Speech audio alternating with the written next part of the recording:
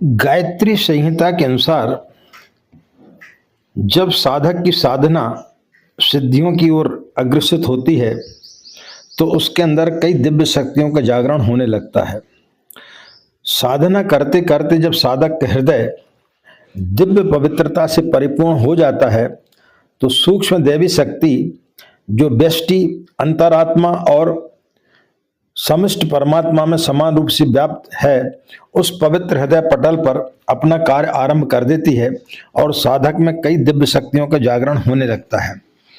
पाप रहित साधक हृदय में गायत्री को धारण करता हुआ अपनी आत्मा में अलौकिक तीव्र शक्तियों का अनुभव करता है।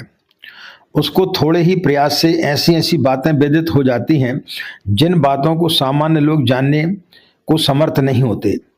उनके मन में इस प्रकार के अनुभव होते हैं जैसे अनुभव साधारण मनुष्यों में कभी भी नहीं देखे जाते।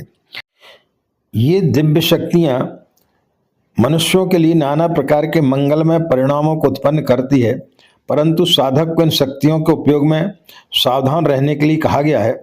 शक्तियों का संचय और उनका सदुपयोग ही उपलब्धियों को सार्थक बनाता है, अन्यथा अर्जित की गई शक्तियां व्यर्थ ही नष्ट होती हैं।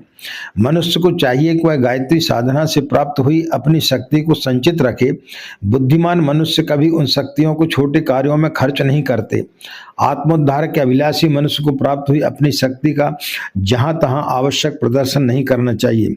शक्तियों का संचय करने और उपयोगी प्रयोजनों में ही उन्हें नियोजित करने के साथ साथ साधक को यह भी ध्यान रखना पड़ता है कि वह इन शक्तियों को निजी प्रयोजनों के लिए उपयोग में न लाए। उसे अपने गंतव्य लक्ष्य को स्मरण रखना चाहिए और उनकी प्राप्ति तक बड़ी से बड़ी सिद्धियों को भी उपयोग की ललक से बचना चाहिए।